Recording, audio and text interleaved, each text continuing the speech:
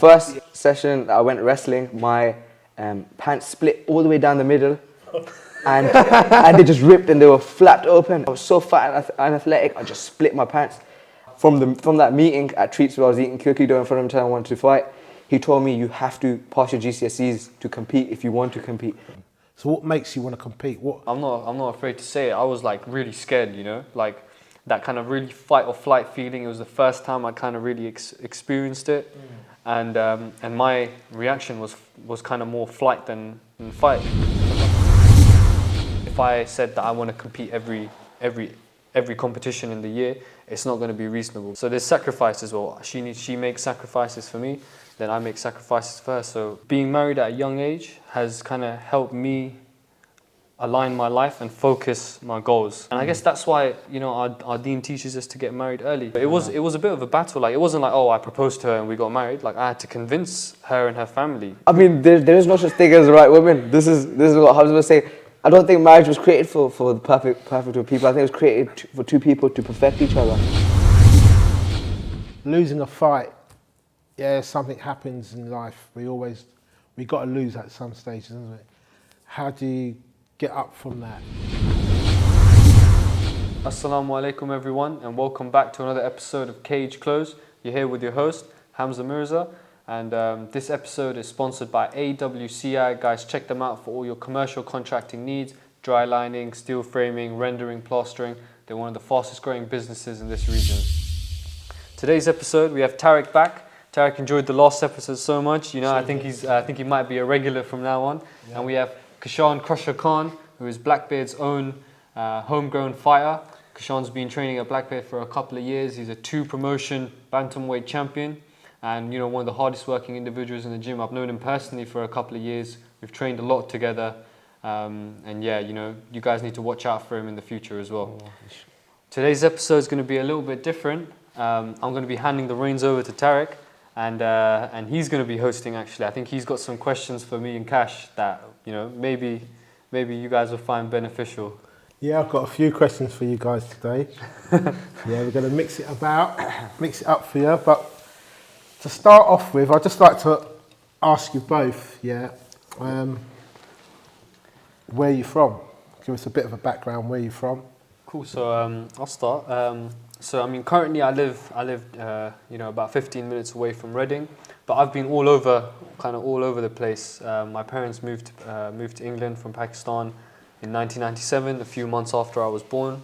You know, they've lived in kind of North London, Northwest London, West London, and then we kind of moved more out to kind of Ivor, Farnham Royal, and now we were in Maidenhead for about 7 years, and now we've recently moved to Winnersh Triangle, just near Reading.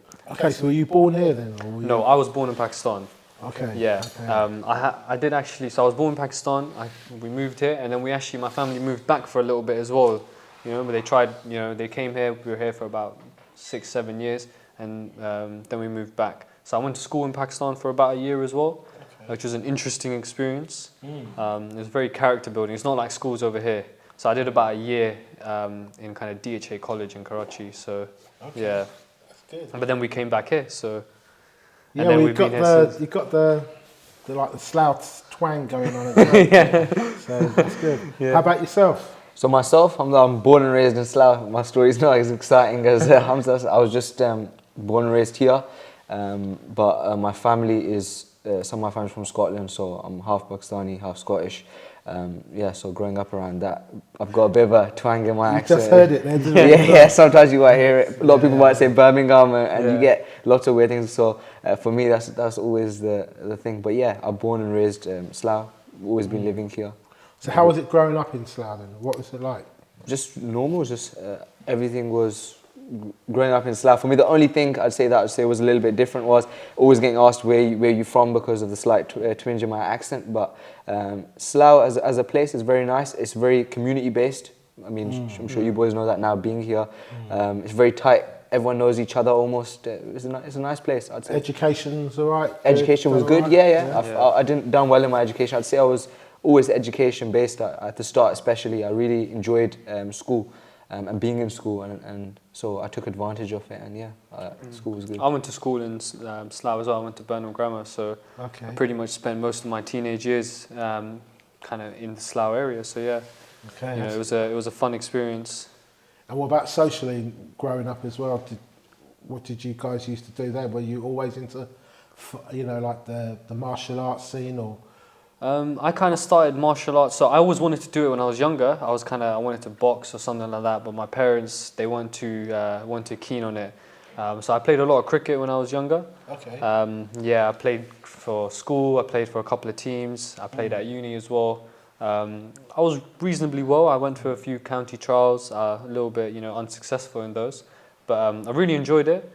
But I don't know what happened. I kind of fell off a little bit. My interest kind of dwindled. But then I started martial arts first year of uni. So I was I was 18 years old. That's kind of when I got my first introduction to martial arts. Into martial arts, yeah. Yeah, funnily enough, it was actually the first ever Blackbeard fight series show. And one of my best friends at the time, his mum was sponsoring the event, and he had like a table, and I was in Birmingham, and the event was in Birmingham, so he called me and he was like, "Why don't you come down and let's watch these fights?" Okay. So that was like my first real introduction to MMA, because I'd seen like boxing and, you know, stuff like that on TV, all the kind of mainstream guys, but I was never really deep into it. Obviously, I'd seen like all the Muhammad Ali like highlights younger, and the Bruce Lee videos and the Ip Man movies and stuff like that. So I always had kind of an interest and passion in combat, but I'd never really been exposed to it. But after that first kind of event, I kind of got a bit of an itch for it. Got a taste for it. Yeah. Got a taste for it. Leading on to that, there's an interesting story which I want you to tell us. How did you both get into Blackbeard? How did you get into Blackbeard then? So, funnily enough, I went for a job interview at Legoland. I was 16 years old. I wanted a job, wanted to earn some money, and so they put us on tables. We had to, because we work in Pixel, we had to sell pictures and stuff like that. So I'd get on the table now, and across me is this guy wearing he's quite well dressed. He's got like a ring on, his hair's all done up nice and stuff like that. I think, yeah, mashallah, this guy, you know, he dresses well, you know, he speaks well. We spoke to him a little bit, and then we got to speaking a little bit about MMA. Like we were just talking about, they were asking me what your interest was. I had a watch on, and this was after I'd had my first win. Yeah, so I got given this watch as a gift by my mom. So I said, I got this when I won my first fight. Hamza was across me, and he said, "Yeah, I've done a charity MMA fight before." And so this was at Legoland. This is at Legoland. Yeah, we're at a job interview. Yeah. And so he said to me that, "Oh yeah, I've done a charity MMA fight, and I've done a bit of MMA." And I was thinking, no, you haven't. I was looking at it, I was thinking, this guy speaks too good for someone like it's me stuttering, and there's this guy speaking really well. He's not done MMA. Yeah. And I think maybe Hamza could say the same thing. Yeah, I was kind of thinking the same thing, because like when I was at uni, like I started after that kind of Blackbeard fight show, I signed up to white collar MMA, and there was like 8 weeks of training, and then you fight at the end of it. So like my MMA introduction was straight 8-week camp, and then I jumped in the cage. So it was like, you know, there wasn't any test it out. I just wanted to fight. You know, there was a good like I ended up losing like via submission, but in the stand-up it was like, you know, I was like kind of smacking this guy around a bit. So I felt kind of confident. I came back from uni or whatever, and then we go for this interview and everything. And like a lot of guys at uni would say, like, you know, they'd come to the MMA class, you know, at Fearless MMA or wherever, they'd come and train. They'd be like, "Oh yeah, I'm this belt in Taekwondo, or I've done this many competitions." And then they kick the bag a few times, and their shin's hurting, and they're like, "Oh, I can't finish the rest of the class." Yeah, so, you know, you get a few guys like that. So I just kind of was thinking the same way he was probably thinking about me. I was thinking about him. Like, I was like, "Oh, let's see, maybe he's just done like, you know, he's just talking about maybe he's trained here and there." Okay, so it was like you who brought Hamza along to Blackbeard then? So I hit him with So I hit him with the come down, train, man, anytime. Said that like 100 times before. Like your friends always say, "I really want to start MMA," but yeah, come down, train. You don't think anyone's actually gonna ever turn up. You think he's just gonna say, "Yeah, turn up," and then they'll forget about it or whatever. But mashallah, he actually did turn up because he done the thing. He stepped forward. Because the funny thing was, I actually stopped training for a little while because obviously got a job and stuff. And then they used to post the pictures of the boys with their hands up. And I just looked at that picture, and there was a guy with a snapback. I was thinking, I've seen this guy before somewhere, and it's Hamza in the picture. I'm thinking, man, he actually turned up, and I wasn't even there. He probably thinks I was that guy. I was thinking that because I came to class, and it'd been like 3-4 weeks, and I hadn't seen Kash, and I was just like, man, I don't know. Like, this guy said that he comes and trains at Blackbeard. Like, he told me about this gym, or whatever. Someone else, I'd obviously knew about Blackbeard before anyway, but I was like, oh, he's not here. But then like randomly, like 1 week, he just turned up, Turned up. and he was there then. And then yeah, we just started training together. Yeah. Then And, like, and yourself, sorry, but yourself, I heard about, your coach was telling me earlier in the week that some tubby little kid in treats was ringing him up, asking him to go, you know, he wants to become an MMA fighter. Yeah, So what happened there? So I started wrestling. When I started wrestling, it was just for a bit of fun. Funny enough, the first session of wrestling I did, I don't think anyone knows this. The first session I went wrestling, my pants split all the way down the middle, and they just ripped and they were flapped open. And I went up to the coach. I said, "My pants ripped." He goes, "It's fine. You just go home." So I just went home. I was there 10 minutes. I just literally, the first roly poly they told me to do, I was so fat and athletic, I just split my pants. And then I walked home, like, it was only 5 minutes, but I walked home. My mom said to me, "Maybe it's not for you, just leave it."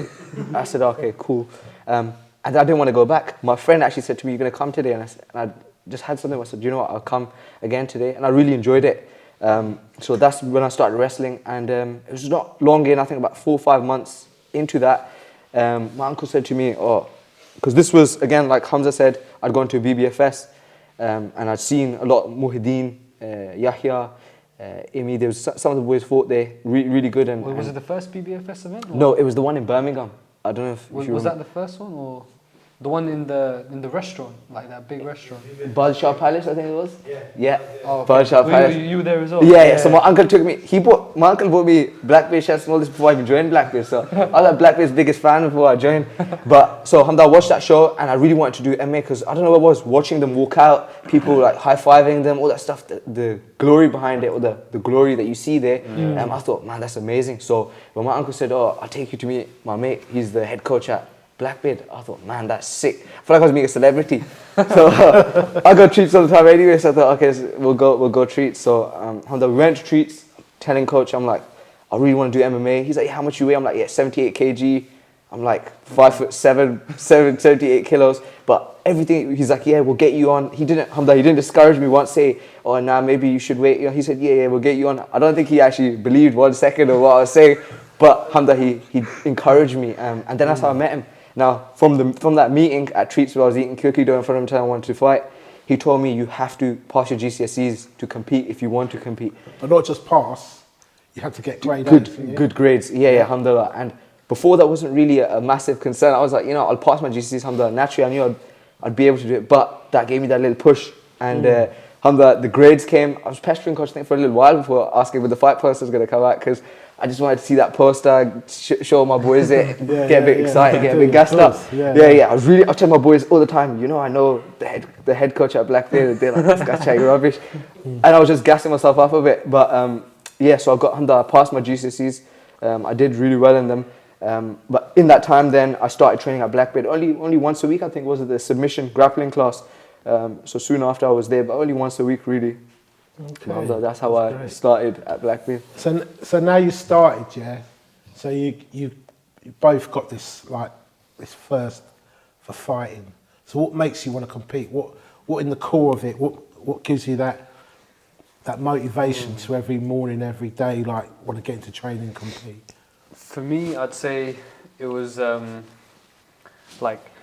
been a few situations where there was like a necessity for me to defend myself, and I didn't feel like I had the skills or the temperament to do it. And luckily, that time where I was in that situation, I was with a friend who actually kind of got me into MMA as well. Okay. And he'd done a lot of boxing before and stuff, so he kind of handled that situation. He handled it really well.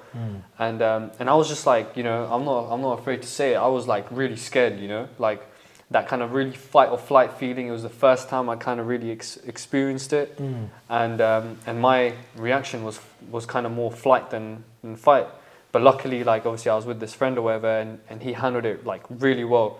So for me, it was kind of I wanted to get into it initially, more so because I wanted to learn how to defend myself, and I wanted to be able to handle myself and look out for my friends. There might be a day when I'm with a friend or with someone that they're feeling like that and they're going to turn to me. So I wanted to be in that situation where I could at least defend myself. And then the kind of itch for competition came after my first fight, that charity fight that I did. And it was just I just loved it. I loved the adrenaline.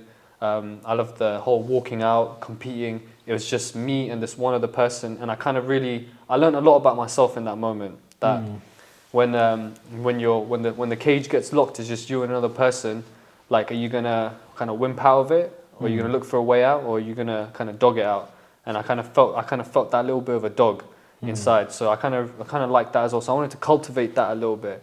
And kind of what keeps me going right now is just I see the level of some of these guys, you know. Like, just even for example, Coach Naman, Ustad Nassar, some of the senior guys, like, just their level is so high and they're so good, and it's just like makes you want to get on that level and maybe even surpass them as well. So yeah, that's kind of what keeps me. That keeps you getting up in the morning, getting to do it, does it? How about you, Kash? I was always the tubby kid that was quite athletic. Weirdly, I was good at football. I did a bit of football. Sprints, I was always like the fastest guy. I tried a bit of boxing. Really wasn't good at it all, weirdly, at the start. So I tried a lot of things. I was just never really... At the start. But I was never really great at anything. Like, my friends are always a little bit better. I was just always outshadowed, just be that guy that just be there all the time. And I really wanted to be good at something. I was competitive, like by nature, really, really competitive. But there was nothing I was really, really, really good at. And so that's what I wanted. You know, I had an addictive personality. When I like something, or so for example, if I like gloves or something, I'm going to buy every single pair of those gloves in every single color. So whenever I could latch onto something, I mean, that's really what made me want to start MMA. I feel like with MMA, the whole concept, once I watched those boys compete and how much they enjoyed it, I thought I need to try this stuff, and it really, made me want to try it. But alhamdulillah, growing up, I never really had the issues of confrontation, because my mom says I was that kid that if someone said something to me, my head was just down. I was just the kid that I didn't really bother with confrontation. Whether someone said something or not, I was always very, I wouldn't say timid by nature, but very like non-confrontational. I didn't really care. You could keep talking. I'm just going to keep walking. Even now, alhamdulillah, it doesn't really affect me, but especially as I was younger, I remember lots of times, primary school, the boys were fighting with each other, one's calling one something, the other one's calling... So how do you turn it on when you get into the cage then? How do you turn that on? Because you can't be timid when you get into the cage. I think I just really enjoy punching people when it comes down to competitively. It's the switch. I think I have a very good switch, but I stay very composed.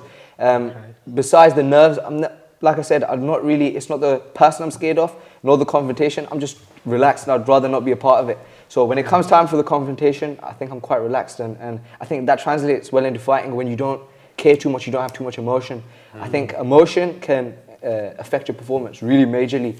And the one time where I had a little bit of anger, I think maybe opponent, like making faces and stuff, I started doing jump kicks and stuff. I was a wrestler, so I just started doing stuff completely out of my character. Even at the head coach was like, "Why did you do that?" But it was just in the heat of the moment. Just so express yourself. Exactly. Yeah. So. But in our religion, it's another question I want to ask you guys.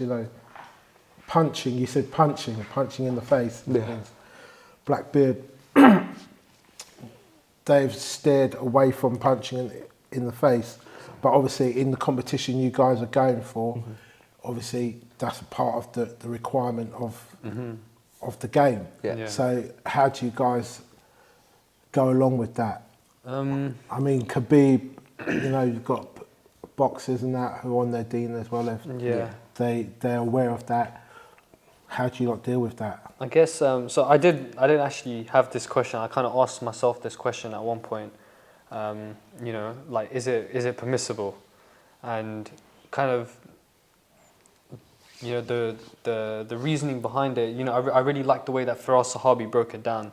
He said that, like, he's talking about himself. So he's saying, as a coach, if I'm teaching combat for the purpose of defending yourself and what works and what doesn't work, then I can be teaching something in the gym, but how do I know that actually works unless it's been tested? Yeah. So I guess learning something in the gym, like when we're sparring each other and stuff like that, like we don't hurt each other, like, we're sparring, like we're touching each other in the face and stuff, like the punches are landing, but we're pulling our shots, our fists aren't clenched, we got 16-ounce gloves, no one really gets hurt. I think punching in the face is like, when you hit someone in the face, it can affect their ego quite a lot. Like, you hit someone in the face, they're like, whoa, this guy just hit me in my face. That's where they kind of maybe have a bit of anger towards you. Maybe they'll, you know, a little bit of that hatred and aggression will come towards you in the future. No one likes getting hit in the face. Yeah, exactly. You know, it's like 100%. spitting in someone's face, right? Yeah. It's the same thing. So, in training, we don't necessarily hurt each other, and we're learning, we're cultivating skills, and then when you go into the cage, you're putting that to the test. Does this really work? What I've been drilling and learning, does it work? And if you find out that it doesn't work, I've missed every punch, or it doesn't land, or it doesn't affect the guy, then you need to, then you know that, oh, this doesn't work. I need to try something else. Exactly. So I guess that's the kind of way around it. For we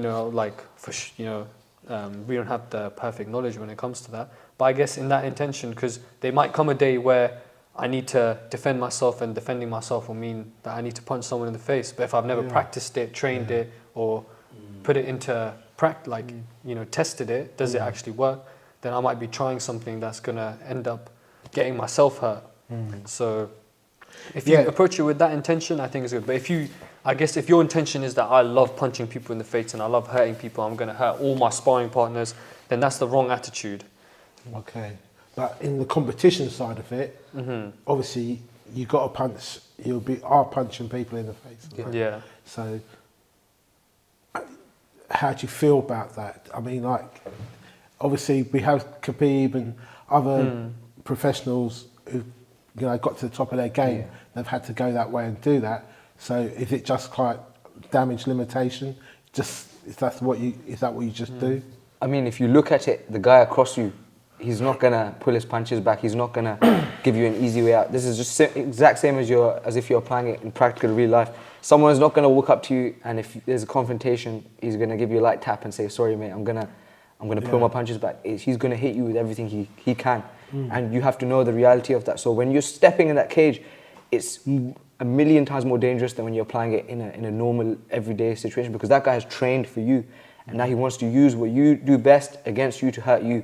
Now, either you do the same to him, or you can worry about, and if you really worry about those things, I think the cage or confrontation isn't the best thing for you, because at the end of the day, you signed up for it. You know, this guy's gonna hurt me or I'm gonna hurt him. Some people would say it's barbaric, but in competitive nature, it has to be done. Either he wins or you win. They want to call it barbaric, but I mean, fighting's if you want to call it a sport or whatever, but it's something that humans have done since day dot. Human nature. Humans have always been fighting constantly throughout history. There's never been a period in history where there wasn't people fighting. So, in the case of defending yourself, hitting in the face, anything goes. Really, some people would say as well, because you have to beat that aggression that's coming towards you. So I think like the thing in the religion was not to strike your brother in his face, right? Or I think that's like, say if like me and Kash are arguing or something like that. I mean, correct me if I'm wrong. I'm not sure. Like a hadith on the screen. Like if me and Kash are arguing, the thing in that would be like, we shouldn't strike each other. We shouldn't get to that point where we hit each other in the face, because that can, like I said, it will hurt someone's ego. Or they'll be like, brother, how did he slapped me on my face, or he punched me on my face? Like, who does he think he is? But I guess like if we were to just kind of maybe push each other, shove each other, have a bit of a tussle, or just a verbal argument, and then we come to a conclusion, then I guess then that's less. It kind of affects your ego less, right? Like you can calm someone down, right? Like if I wanted to calm someone down, I wouldn't punch them in the face. I'd grab a hold of them and try and be like, look, man, you need to calm down. Like you need to stop. You need to chill or something like that. It might be that kind of situation. It might not just be that, oh, I'm arguing with someone. It could be that someone's angry and I need to calm them down. And the best way to calm them down wouldn't be to hit them in the face, Yeah, I think you find as well, amongst fighters, people in that sport, they're the most humblest people as well. 100%. You'll meet fighters, as aggressive as you like, but that's their profession. But outside the ring, most of the people I've ever met are the most humblest people as well, and they can control their aggression as well. So I think it's the nature of the sport. Every day on the mats, people see the lights and they see the flashy stuff, and you walking in stuff. What they don't realize is you're getting whooped every day on the mats. you think you're great. You walking in, coach is whooping you. Then you got another killer on the mat. He's whooping you. You're getting whooped one after the other, and that's building you, because okay, I'm not the best, but I'm competing. I'm learning. I'm getting smashed every day. I'm learning from my mistakes. You're learning from your mistakes, and that really builds that nature in you that you're more receptive to people, you're more understanding in nature. I think that's made me more understanding in nature when I see someone and they have performance anxiety or they're really struggling with something. And we know how it is when you're in camp or whatever and you're just getting smashed and you're thinking, can I actually do this? But that's what makes you humble, and it makes you realize that you're not the best. None of us are the best. As humans, we have no power. Power only belongs to Allah subhanahu wa ta'ala. So, and just that, being humbled by that, we should know that. But it's, I'd definitely say MMA makes you very humble alongside the discipline as well. Yeah. Combat's one of those things that, you know, any given day, anything can happen. So if you have arrogance and you have this kind of idea that, oh, I'm the best, nothing can happen to me, then something is definitely going to happen to you, because like Kash was saying, like you come in, you're getting smashed every day by this guy and that guy. So it's like one of those things where you're not the best, so you kind of understand how to control your emotions, get everything down, and you're not going to learn if you're not humble, right? If you don't humble yourself and realize that I don't know how to do this or I'm not good at this, then you're not going to learn. If I have this idea that, oh, no matter what, you know, I'm the best wrestler in this gym, every day I'm getting smashed, I'm the best wrestler in this gym, come and get smashed again, then I'm not going to learn. But if I humble myself and say, you know what, there's some things I'm not the best, I need to learn this, I need to learn that, then I'm going to go away, I'm going to learn this, I'm going to ask this person, bro, how'd you smash me every day, man? You know, tell me something. If you're the best on the mats, you're on the wrong mats. Yeah. Have you tasted any punches from each other? Oh, Yeah. I mean, me and Kash have got, I don't know, maybe hundreds of rounds of sparring together. So Loads, we've tasted leather very, Yeah. you know. And how does that contribute to your confidence outside in the real world? Like, because you've been hit so many times in the face by each other, and you guys are respective, you know, students. I think it's does it help you outside? yeah. I think it's messed up my confidence speaking to people because of the brain damage I've got. But nah, I'm messing around. But in general, you know, you're training with killers who dedicate especially as we grew up, because we grew up together. We've known each other years, so you know you've been around killers who train hard. You know, they've been lifting before, then they've done some technical, then they're coming in and sparring. You know, if I'm giving, you know, this guy even a little bit, you know, at least I can hang with them. And, you know, just being able to do that is a humbling feeling in itself, to know that you're able to hang with these killers. Does it hit the ego a little bit? It must do. I mean, but like, you know what? There's so many days where you come like if you could spar 5 rounds with someone and 2 go your way and 3 go his way, then the next day 3 go your way and 2 go his way. So it's like you kind of know that at the end of the day you're there to help each other. But like, for example, when I went to uni and I was training at another gym, like I had to have my guard up way more, because it's kind of almost like I'm representing, right? Like even when I went in, I spoke to the coaches. I was like, "Hi guys, I'm from, you know, I've been training at this gym for this much time, etc., etc." So it's kind of like I didn't want to paint a bad picture for Blackbeard, you know, for someone to say that, oh, you know, these guys, you know, these are the fighters they're producing. So when I'm going on sparring those guys there, like sometimes I had to check myself because I was maybe getting a little bit too carried away, and it was because I could feel the threat from the other person as well. Like he's trying to, you know, he's not really trying to spar with me, he's trying to hurt me. So now I had to turn it on. So I guess it's the same, like having sparred so much and done so much training, that like when I go out in any situation, like I would be confident that, you know, I can at least defend myself and 1 or 2 people around me. If I'm with my little sister, with my wife or something, then It helps. But preparation of a fight, yeah.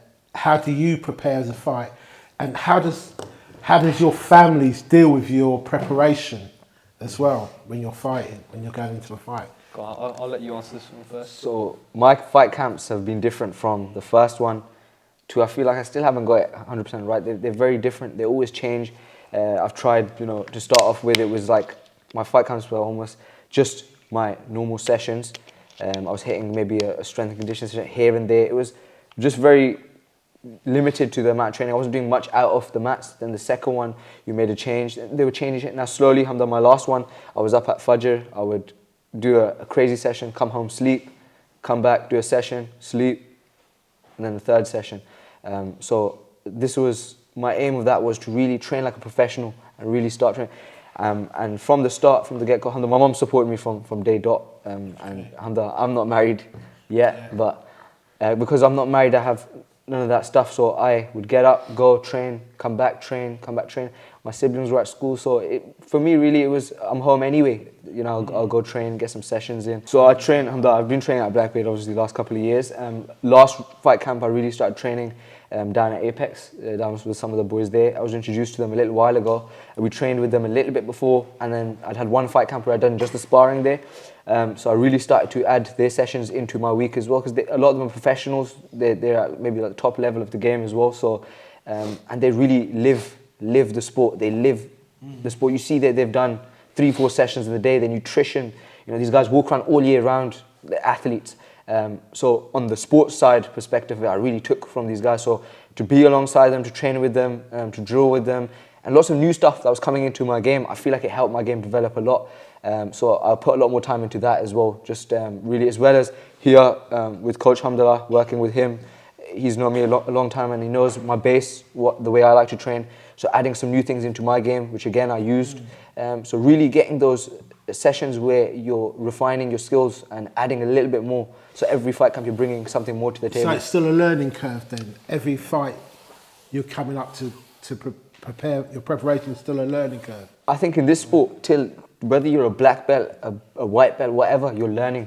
Till the day you finish, whatever you do, whether it's gi, whether it's in everything, you should be a student and you should look at it as a student. But in this sport, especially MMA, you never know enough and you never know more than It's always someone. evolving as well. Yeah, 100%.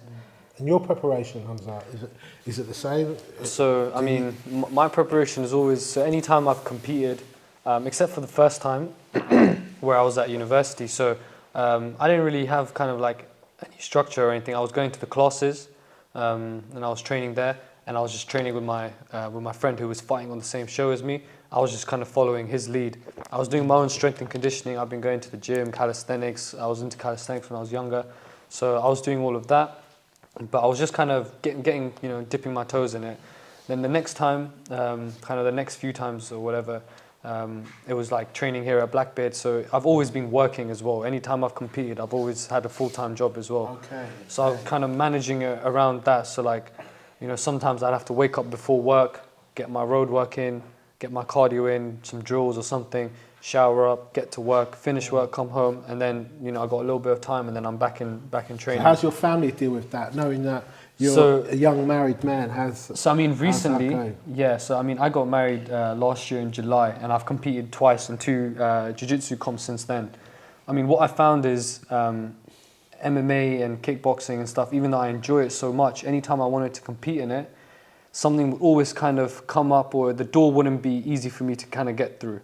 You know, with the commitment, MMA especially, there's a massive time commitment that needs to be put in. Whereas if you're just competing in one sport, like just jiu-jitsu, then you can dedicate more resources to that one sport and not have to worry about, oh, I need to do striking, I need to do this, I need to do that. So what I found was that I never had enough time to do MMA in that way. Like I enjoyed it, I would train, but I wasn't really progressing, and I couldn't commit the time to compete because, you know, I got my family here, I'm working, and I've been studying.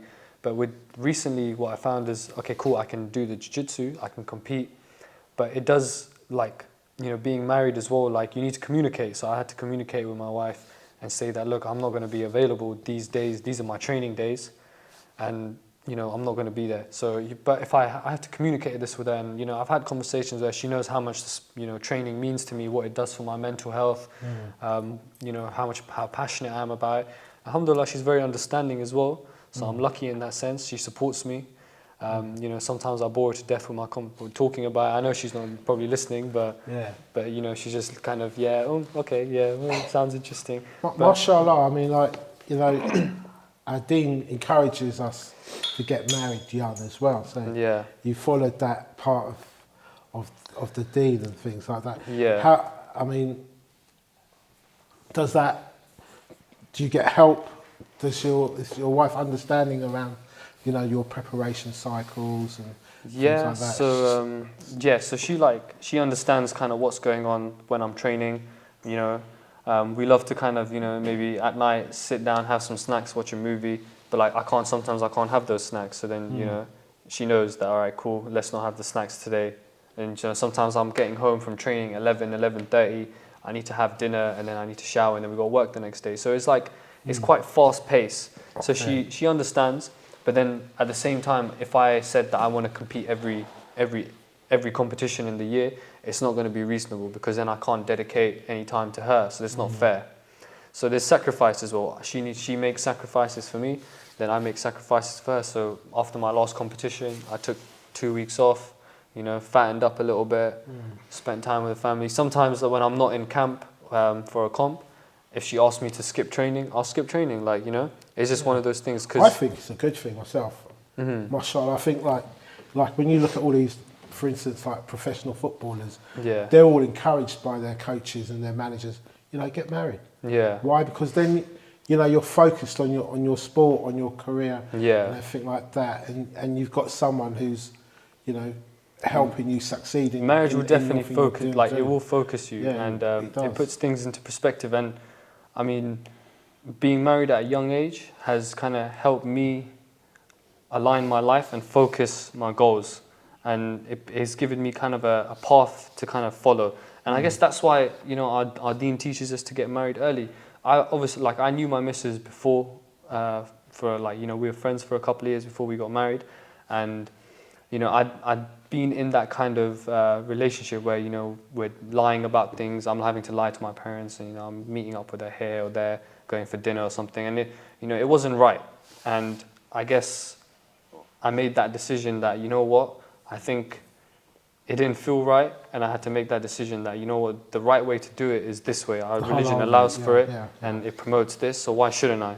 So it was a bit of a battle. Like, it wasn't like, oh, I proposed to her and we got married. Like, I had to convince her and her family for quite a while, because they didn't understand I don't want to say they didn't understand, but they didn't necessarily see what the rush was, or what my rush was, in that sense. So, but I just felt like, look, if we're gonna spend, like, she wants to see me, she wants to spend time with me, but I didn't want to, like, I wanted to do it, but then I didn't want to do it at the same time. So I was in this kind of battle with myself. So I had to communicate with them and say that, look, I want to get married for these reasons, and I had to kind of, you know, die on my shield a little bit. I had to hold firm, and I think that's where a lot of guys can kind of follow that a little bit as well. Is you got to hold firm onto the teachings of our deen. And you know, if something's not like, nowadays we have this kind of dating culture, right? You know, you want to date one girl here, date this girl here, hookup culture, you know, and it's not. It's a waste of time. It confuses boys, and it destroys the family unit, right? You're preparing yourself to give up on a future relationship. Like, say you do get married, because when you're in a hookup or dating culture, when times get hard, you just like, oh, bro, I'm breaking up with you. I don't want anything to do. No commitment, right? There's nothing, you know, and you're not doing anything for that girl or that woman anyway. You're just like still doing your thing, still going out with the boys every weekend and whatever, blah, blah. But then when you need her, you go to her. So it's like, you know, but getting married gives you that. Oh yeah, so what I was trying to say was, like, when you do get married, this is why divorce rates are so high, is because when things get hard in the marriage, people are so conditioned to just breaking up that they'll just break the marriage up as well. Yeah. So I think getting married young, it will focus you, it will align your goals, and it's you know, it's what the religion promotes. And you grow together as well, isn't it? Yeah, definitely. It's a process, isn't it? Guys, do you think Kash should get married? I've been saying to Kash that, you know, I think you should get married soon. But you're only what, 20? 20 years old. I've been ready to get married for the last 5 years, man. You know what I mean? I've been ready to get married for a long time. I would get married in a heartbeat, not once but 4 times. Just the right woman, though. Yeah. I mean, there is no such thing as the right woman. This is what Hamza was saying. I don't think marriage was created for the perfect two people. I think it was created for 2 people to perfect each other. Yeah. Yes, you have to realize we will have our imperfections.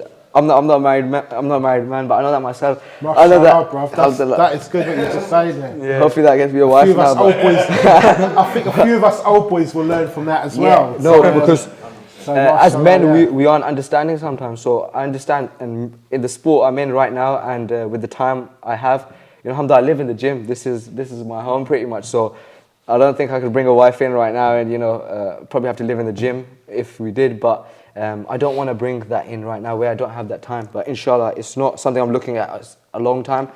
When Allah wills For me, inshallah, I Inshallah. will get married. Inshallah. On that point though, you know, you're saying like, we're gonna have to live in the gym. I know you mean that as a joke and stuff, but a lot of people actually are surprised when I tell them that I don't actually live with my wife. So I live with my parents and she lives with her parents. Okay. But we see each other, like we had our nikah done. We see each other when we want to. Like she stays over, I stay over, and it's kind of like what people would say is like, oh, they're boyfriend and girlfriend just staying over, but we're married. So like if I'm not ready to get to that level where I'm not financially set, I'm still studying, I'm still trying to set myself up. A lot of people will wait until they're set up and everything, this, that, and the other, and then they'll want to get married. But it's But like they'll never get there sometimes. yeah, you'll never be enough, right? I think the approach you're taking, mashallah, is a very good approach. You grow as you grow in your relationship. You grow, get love. You grow financially. Yeah. Everything's a growth process. Yeah. So I really You learn agree to with that. appreciate each other more as well. So Still on the touching on preparation. Yeah. We're going to get the claws out now a little bit, yeah, because we're going to start having little 5 minutes just on cutting, yeah, cutting before a fight. Yeah. Obviously, there's a whirlwind of opinions about it, and no, you shouldn't cut, no, we should cut. Should have been another guy on the table here tonight, but maybe he's in his process of a fight coming up. And he's cutting, and the energy levels ain't that high at the moment. Halfway through a conversation, you would have been like, yeah, what's going on? So I ain't gonna let my views on cutting go ahead, but please start off, Kash. What's your views on the cutting? I mean, I feel like cutting is a necessary evil now. It's something that we may not agree with, but if we want to move forward, you're going to have to Could do you it. first of all explain to our audience, cutting, because we're not on about slicing things up. So a weight cut is something you would do where you would walk around about, let's say you walk around about 67, 68 kilos coming in fight week, maybe less. You would water load, and then you would reduce sodium levels, and then throughout the week you would just keep increasing your water and exercise, and then you would fast towards the end and hit the sauna or a bath. You're dehydrating your system to cut the water weight, and then you're putting it back on. Some people do up to over 10 kilos, 11 kilos, some maybe less, 4 or 5 kilos, like myself, 5, 6 sometimes. So what, like a week before a fight, you will drop down 5 or 6? Yeah, so I'd be walking into fight week, which this last time I did at 67, and then I would get to 61.2 for the day of the weigh-ins. All right, so go 3 days before the fight. Yeah. What is actually going on now? What's actually going on in the let's say fighting process? the weigh-ins are Saturday. Thursday evening, I would really be cutting out most of my carbs. A lot of people do it earlier. I prefer to do it just from Thursday. Exercise, I'm still exercising, so my energy levels are completely gone. I'm still hydrating a lot as well, so it's horrible. You're constantly bloated. Friday, I would be going in from evening time, little to no exercise, but completely dehydrated into the Saturday morning, where I'd get up early and hit either the sauna or the bath. I'm already hungry, I'm dehydrated, but I'm sitting in that sauna or whatever it is. And So when's the weigh-in? When is the weigh-in then? So usually weigh-ins are about 10, 11. My last one was about 12 p.m. So I got up at 6 a.m. And I made the weight. Funnily enough, I had to do it alone because it's no one normally else. the day before the fight as well, isn't it? Yeah. So it's a day before. So Saturday was the weigh-in and Sunday was the fight. It usually is that case, but I did make the weight, but it was horrible. It's not a nice. Anyone who has cut weight will tell you, whether it's a kilo, 2 kilos, 3 kilos, you don't want to be doing that when you're dehydrated or hungry. But there's another guy who you're going to be fighting who's going to be doing the exact same thing. Okay. And the disadvantages and advantages of cutting. Say now you've got to the day before you've got onto your weight, you've gone into the weigh-in, and now the next day's the fight. So what's the advantage and disadvantage? When you walk into your fight, you're now a couple of kgs heavier. So I think that's the kind of thing that you're both. It's a bit of a silly situation because you're both cutting weight to get to this lower weight, but then you're both blowing back up and fighting each other at like a higher weight. So it's like, what was the point of the weigh-in, right? So the advantage is that if the other person is naturally at that weight and they haven't done a water cut and they're weighing in the morning 61 kilos, and then they are waking up the next day, they're not having to hydrate or anything, they're already hydrated, then your advantage is that when you hydrate, you're going to be about 4 or 5 kilos heavier than them. And weight is an advantage in a fight, right? You can hit harder, you have more power, more weight behind your shots, you're heavier, so if you get on top of them, it'll be harder for them to take you off. So that's kind of your advantages there. Disadvantages, if you're hydrated, dehydrating the liquid in your body, like your brain is surrounded by water, so you'll probably be more prone to kind of like brain damage in that sense, that if you've dehydrated a lot. I think I'm the living proof of that, mate. He's a good. Kash is alright, alhamdulillah, he's good. But you must get that brain fogginess as well. Yeah, definitely. Like, I mean, I've never cut weight. I've always, anytime I've competed, I've always dieted down, and I've just been at that weight. And when I fought in K1, I remember I just weighed in. I had breakfast that morning as well. It was all good. I weighed in 69.5 kilos. I had to weigh in at 70. My opponent weighed in at 70, and as I was leaving the venue, I saw he was downing a 2-litre bottle of water. So I knew that he was going to come in heavier. Yeah. But I kind of hold my weight pretty well, and I feel like, I don't necessarily need to cut that much weight. And for the jiu-jitsu comps, we weigh in on the day, so everyone's in the same boat. Okay. I think that would kind of solve this weight cutting culture. If you had to weigh in on the day, then you can't cut weight like that, and then you don't have time to rehydrate. So. Can I have a coffee? Yeah, I'll have a coffee. There you go. Half-time break and I get a coffee. I'm No, good. no, I'm good, good. thank I got my boost. Okay, what happens? Are we still rolling? Okay. Losing a fight. Yeah, something happens in life. We got to lose at some stage, isn't it? How do you get up from that? Physically, mentally. How does it make you feel? How does it make you feel?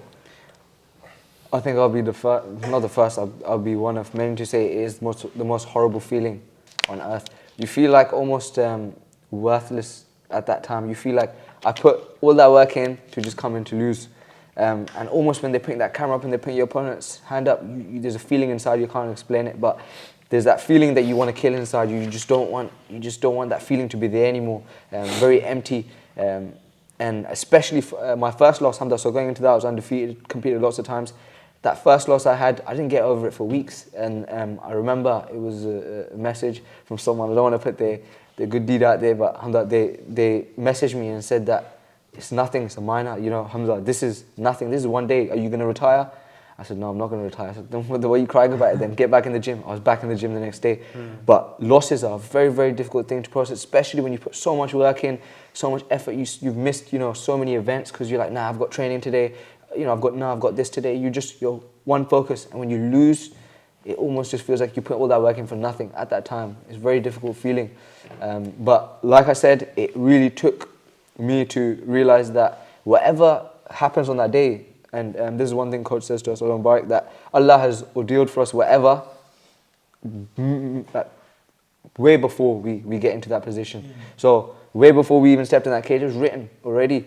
So go in there and leave it in the hands of Allah. And when I really took that on, alhamdulillah, my second loss, although it was still as harsh, I got over it a lot quicker, alhamdulillah. I think because as Muslims, we realize that this is not our be-all or end-all. That cage is not the be-all or end-all. So we do it because we agree to it and we signed up to it. Otherwise, there's people who don't do it and they're living fine and perfect. So does it impact your food choices? Because obviously you go in the dumps a little bit, don't you?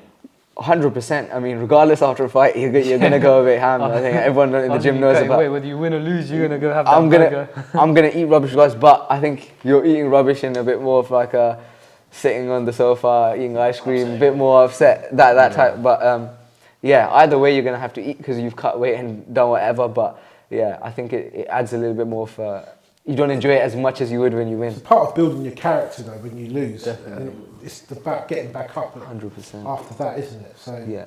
your way of combating that as well. So I feel like I'm listening to what Kash is saying. Like I agree with what he's saying, but at the same time, like I kind of feel a little bit differently about it.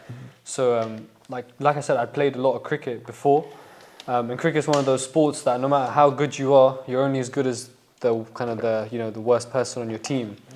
So when you're playing, because MMA is kind of, you're performing individually, so you can put all that pressure on yourself when you lose. Because I played so much cricket, there'd been days where I've had an amazing day. I've made the runs, I've got the wickets, but the rest of the team or half the team have collapsed, and we've gone and lost that match. So that's kind of harder to deal with in a way. So I kind of got accustomed to dealing with losses in that way, where I'd lost so many matches and won so many matches that I was kind of indifferent to the result as long as I performed well. So I guess like in combat as well, like, I mean, so like for example, my K1 fight, like I lost the match, it was a split decision loss, but you know, I was quite happy after the match, like, you know, because I was happy with my performance. I was like, okay, cool, I lost, but there's a lot of takeaways that I can learn. Like I didn't get smashed or I didn't get knocked out. You know, I think if you get defeated like that, or you get smashed, knocked out, submitted really badly quickly, then I guess it will kind of affect you more. But is that one of your worst moments in MMA so far? What you've been doing there? What's your worst moment? Both of them are fine. What's the worst moment you've had in MMA? I guess like my first MMA fight, getting submitted, I was quite salty with myself afterwards because I was doing well, like up until that point. So I guess when you're doing well and then something changes. I mean, actually, you know what? I competed last week, the week before. And I was in the semi-final match for the Nogi, and I was like 12 points up. I was like, you know, smashing this guy. And I made like one mistake. I was a little bit tired, made one mistake. He sweeped me, took my back, and he ended up submitting me. And I was like really annoyed with myself because I was like, man, I was like winning this match. Like I had this guy's number. And I knew it was a mistake that I made when I was watching the video back. I'm like, why did I do that? Or why didn't I do this? Like I wasn't thinking. So, but it wasn't like tough to deal with in a way because my attitude to it is you either win or you learn, right? Like a loss is just a learning experience. There's takeaways from it, improvements that you can make. If you win all the time, then you're going to build up this false persona of that you're undefeatable and no one can catch you. That's good because you answered the second question. I was going to ask you, like, what were the lessons you learned from the worst moment? So, yourself, your worst moment in MMA. I think the worst one would definitely be getting like TKO'd. Like Hamza was saying, it's a lot worse if you get smashed or TKO'd. That happened to me, so I know how it feels. But I'll be honest, I'd lost before I even went in there. I don't know whether anyone knows that or when anyone guessed it, but I didn't want to be in there. Once I'd seen my opponents weigh in, just even when the fight got done, that's the only fight in my life where I'd lost before I got in there. I thought to myself before I go out, I've got one overhand. I'm going to throw that overhand. If that overhand doesn't land, the first punch he lands, I'm going. Not that it was a mentality that I was scared. I just don't want to be in there. I'd constantly got that. This guy, he lives in the gym. This guy, he does this. Now, as in MMA, it happens all the time. Someone will always know the guy you're fighting, or someone will know that person. So it happens. They'll say, I know this guy you're going to fight. Inside you think, yeah, it's fine. I'm going to smash your boy. Inside you're thinking that. But in that moment, I'll be honest, I really, really don't want to be there. And he hit really hard. He hit like a brick wall. So, but I was too young also. So it was worse for me because I feel like we'd put a lot of work in, especially towards the end. And Coach Louis put work in, but I didn't want to be there. So it was more embarrassing for me that moment happened and that it went so big after as well because it was a big win for him. I think the psychology of competing is really important. Like the way you're talking about it is like you looked into your opponent too much and it kind of got into your head a little bit. I watched the video. I watched the video of him knocking people out again and again and again. And that gets to you, right? So then you're kind of a little bit more nervous because I remember like in my last comp there was this one guy that I looked at his profile. He had like 52 wins on smooth comp or something. I'm like, man, this guy's been competing all year round. Like I go check him out on Instagram. He's posting videos of him tapping guys out left, right, and center. And I was like, I'm not gonna lie, I was nervous to face him. Like, I didn't necessarily want to. I was really nervous of getting tapped out really quickly and this guy's gonna smash me, blah blah blah. And what ended up happening is in this instance, because I think it was good because I had a few matches before I faced him. I was already warmed up. I'd already got my silver medal and everything for the gi, so this was no gi. So I went in and kind of flipped the table on him a little bit. I put pressure on him because I could see that he was quite confident. He was trying to walk me down and stuff like that. So I kind of flipped the table on him a little bit and ended up winning that match. And I was quite happy with myself. But it's the psychology of it, right? Like if I was in my own head about it, like too worried, like, bruv, I'm this guy, he's gonna. But luckily, you know, I got good coaches and brothers around me, and I showed them the videos on Instagram. They're like, bruv, you're gonna smash this guy. Like, don't worry about it. Don't watch his videos. No, it's nothing. Yeah, sometimes that can put you off as well, paying more attention to what he's doing. Yeah, You should focus on if you can be the Focus on best version of yourself, Yeah. then you got nothing to lose. That's right. Going on to now the next one, next thing I want to ask you is, obviously you're both training, you're fighters, but you also do coaching as well, and personal training. So how's that going at the moment through Blackbeard with your coaching? Because you're coaching the youths in the community as well. I mean, I started coaching Hamza. I started seeing glimpses of it a little while ago. While I think I'd had 2-3 fights, and honestly, this is the honest truth. My game only got a little bit better through teaching, because when you're teaching something now, there has to be that little extra ability to teach it to anybody. I should be able to teach that one thing to anyone and everyone. Someone who's not able to see or hear, they should be able to hear. If someone's not able to see, I should be able to teach them that move. So I should be able to instruct it. So it's that simple. And when I started doing that, I really started understanding things myself. And you realize it's a massive responsibility with the youth. When you're teaching youth, even though I was a little bit young still than myself, as I've gone older, I realize how much of a massive responsibility it is, because they, whether you realize it or not, they do look up to you slightly, and they take from you. So whatever you give, they'll receive. You're a role model for them as well. In essence, we should never, as anyone, as a Muslim especially, our role model, we don't have role models except the Prophet Muhammad sallallahu alaihi wasallam. But people to look up to you, say, yeah, they look up to you, you know, they look at you and say, okay, this guy's decent. But teaching for me, I really, really, genuinely enjoy it. Like, I look forward to it. I always plan certain things. But I'm one of those coaches that I really like to give a lot. And everything that I learn, I bring it straight back and I'm trying to teach it. So it's a massive game changer for me. And I benefit from teaching youth it as well. So I think it works both ways. Yeah, 100%. I'd say the same. Like, anytime I've taken personal training sessions, or I've taken a class, or I'm like, even within a class, like, even though there's another instructor there, maybe I'll pair up with someone who's like brand new or something, and I'll kind of talk them through some stuff. When I'm explaining something to them, then it helps consolidate that knowledge for myself as well. So it kind of improves my technique, my understanding. And definitely, like, I would say, like, for the younger generation, like, I want to set an example and say that, look, there's better ways of doing, because there's so many bad examples out there that are very, you know, the media push in your face, and they want to, you know, say like, oh, this is a lifestyle that you need to follow, you know, the partying or this and that, and, you know, like, for example, like, you can take Conor McGregor.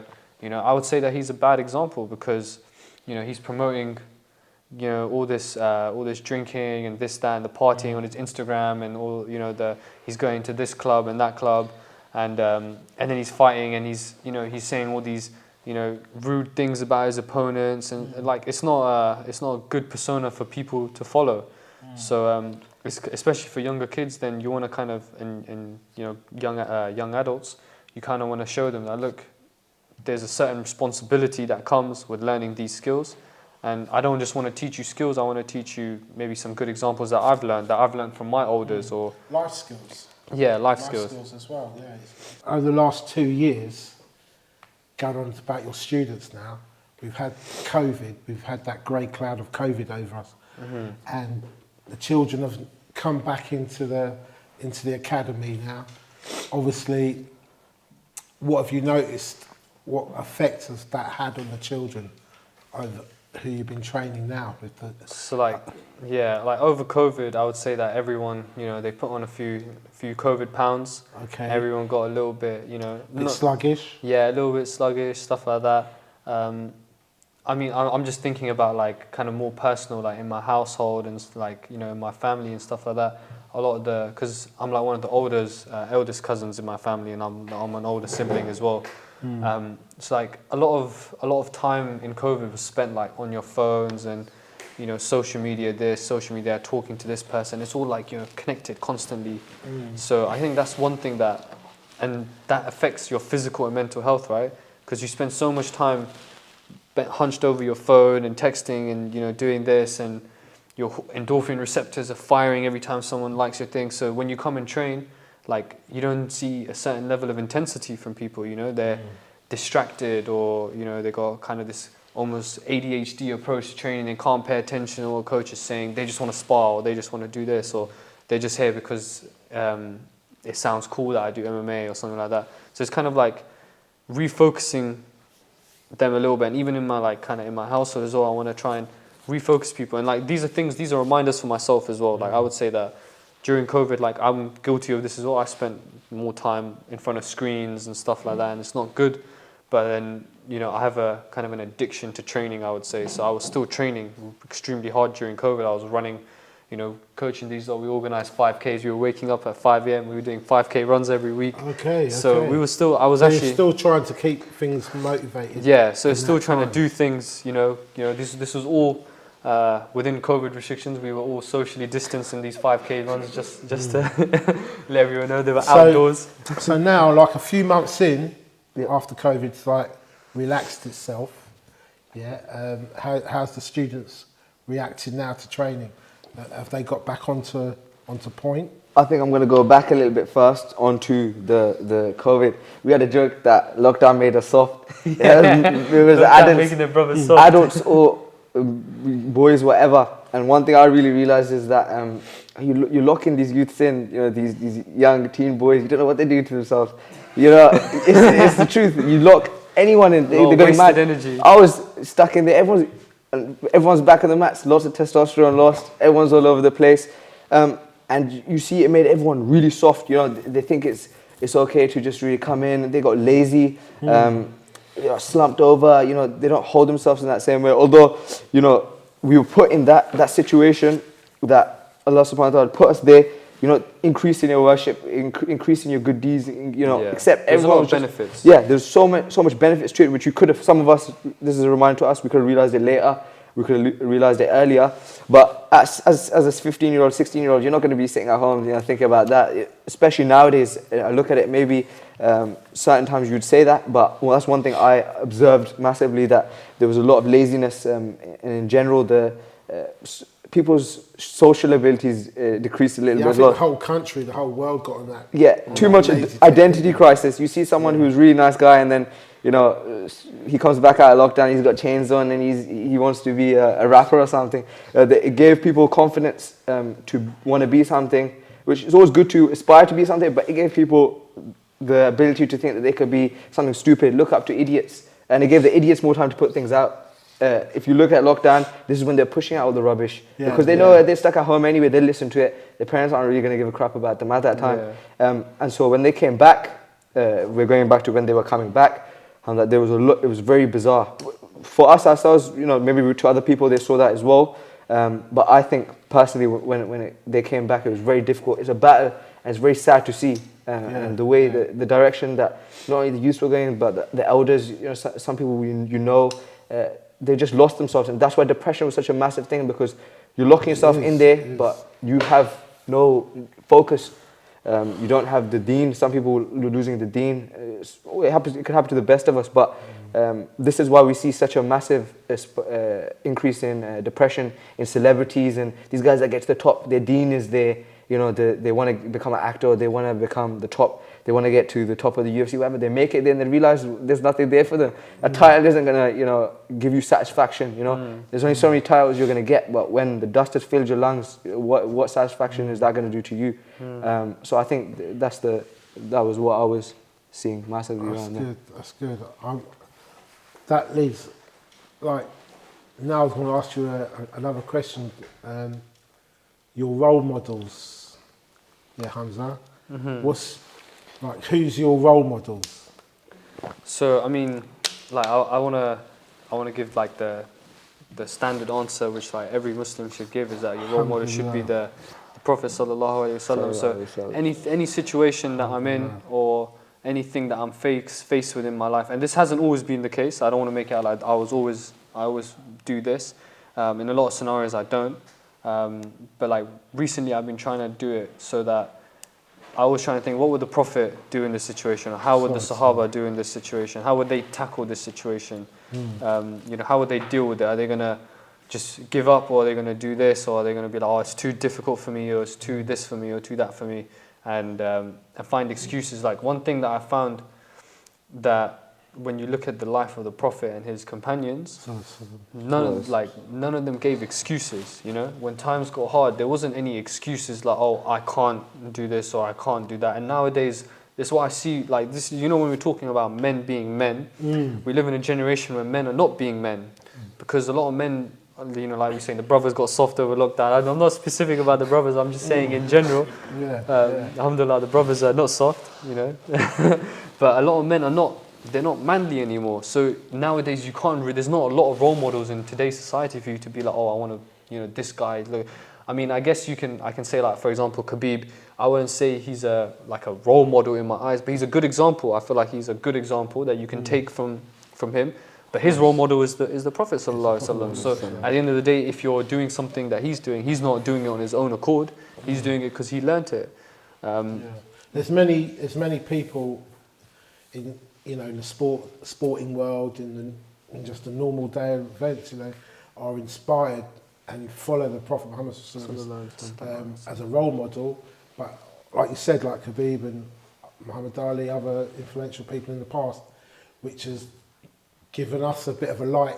Let's be like them, but they were like, try to be like him. So. I guess like those guys, they're showcasing the deen in a good way. When in a time that we live where, you know, there's so much like bad press when it comes to being a Muslim. Like I remember like growing up, when I was especially a young teenager, kind of early teens, that was kind of when there was a lot of a massive media attack on Muslims and Islam, and I just remember being a little bit embarrassed. Like, you know, I didn't want to identify as like a Muslim, or you know, I didn't want not identify as a Muslim. I would say I'm Muslim, but it wasn't like the trump card that I play every time. Like now, you know, if I have even the smallest hint that this guy might be a brother, I'll always say Assalamu alaikum, no matter what. Like even if it doesn't look like, he hasn't got a beard or anything, but his name sounds like that, I'll say salam, because I want to let him know where I stand in terms of, like, I see you as a brother, I'm sending you this peace blessing.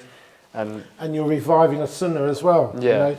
I think that's really good as well, reviving every sunnah we can. And like one of them is giving salams. Yeah, definitely. And like, for example, when I'm at work and stuff like that, like, you know, I don't want to be shy about the fact that I'm Muslim. Like, you know, a lot of people at work were saying like, oh, you're 23 getting married. And I didn't, and you know, I could have given them the cliche answer. It's like, oh, I'm madly in love, I want to get married, like this, that. All right, cool, I'm in love, whatever, but I wanted to get married because I'm Muslim and my religion tells me to get married. Yeah. And then I let them know, you know, if I want to pray, I get up, I say that, oh, guys, I'm going to go pray. If you need me, I'll be back 5-10 minutes, you know, and it's fine because you communicate these things, people see, they understand, and you're setting good examples, you know.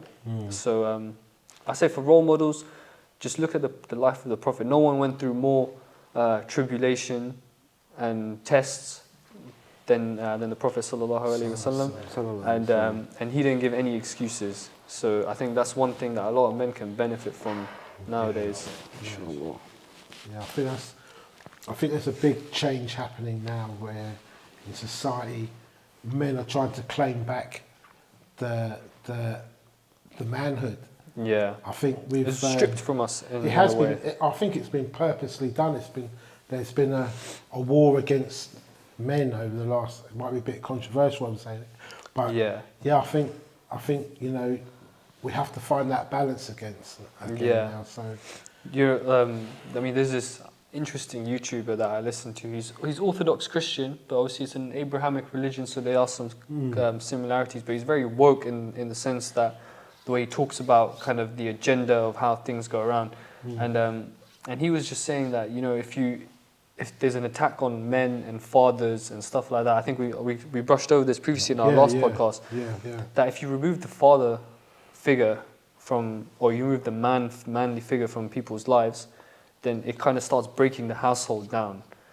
So if you have absent fathers or fathers that are no good or they're not manly, then who can those kids look up to? And if there's no fathers in the society, then who are they going to look up to? There's no guys taking responsibility. Like, you look at Coach, for example, he's doing a great job. You know, he's got this amazing facility, mashallah, and setting good examples. He's facilitating for us as well, you know. We're sitting here, we can talk. He's facilitating, right? But That's it. a lot of communities don't have guys that are stepping up, and inshallah there's going to be guys that are going to step up in the future as And well. that's what we're trying to teach here at the academy as well, at Blackbeard. Yeah. You know, it's not all about the fight, isn't it? It's about bringing up men as well. and Yeah. How to be good in society, community with your families as well. So I'm going to move on from there now, make it a bit lighter, and ask you both just quick questions. Yeah. Spicy question. Your most favourite meal? Favorite meal? Home After your cooked or- training's done, you've done your fight, there's no diet or preparation to look for, you know, to keep on. What do you go home and eat? If I'm being honest, I eat anything and everything. I don't really have a favourite Come meal. on, Kash, there's got to be something your mum's cooks or some favourite place you like to go to. I And don't know if it's my mom's cooking, to be honest. I hope she's not watching this, but I eat outside all the time anyway. come on. Nah, alhamdulillah. My mom's cooking is nice, but I eat outside a lot of the time because I enjoy outside food. But if there's one thing, it's like chicken burgers. Chicken But yeah, majority of the time I'm a sweet tooth person, so for breakfast I wake up, in camp I have porridge with a little bit of Nutella or whatever, but outside of camp, the other day for breakfast I had like lotus waffle with ice cream, so we shouldn't fill our stomach. They say that the stomach is one of the most useless vessels to fill, but I do fill it a lot. Okay, yourself? For me, like I say, my favorite meal is whatever's cooked at home, man. Like that's for me, man. Whatever mum's cooked or whatever my missus You got cooked. to That's stay. You gotta give it That's the, the- he's giving that the Gotta be perfect like mum's answers. cooking. yeah. But if you want to ask me like fast food or something like that, I'd say like, you know, if I could chicken wings, man. Any way wings, you yeah. want to serve them up, I'll have them. Deep Okay. fried, covered in batter, buffalo, chili. As long as it's a chicken wing. That's wicked. We're coming to the end of this podcast now, and I just want to ask you both, like, I'm sure you're gathering an audience, you know, on social media, on your coaching and everything like that. How can you know, your fans or people who want to be like, who follow you, how can they follow you both? Where can we catch you? I have only an Instagram at KashKMA135. It's the only Instagram I use. That's for MMA. So you can catch all my next fights, everything to do with my fights there. Besides that, I don't really use anything else. But KashKMA135, we're going to keep up to date with it, inshallah. Okay, great. And yourself? Yeah, you guys can follow me on Zeno.zone on Instagram. Yeah, I post like all my comps and stuff like that. A little bit of training here and there. Inshallah, I'm going to be more active. I'm trying to convince someone in my household to be my social media manager and create content for me. Okay. Because I'm terrible at doing it myself. But Maybe all. yeah, so yeah, but Instagram mainly. That's kind of where you can hit me up. Okay. It's been a pleasure speaking to you both. I've So, really Thank you, enjoyed Tariq. it. Jazakallah. Yeah, I did too. I've been first time hosting You're a natural. on the podcast. Alhamdulillah, he smashed it. However, I've thoroughly enjoyed it. I mean, you guys kept it moving for me. So, yeah, till next time. Inshallah. Thank you. And Jazakallah thank you khair, very Hamza. much.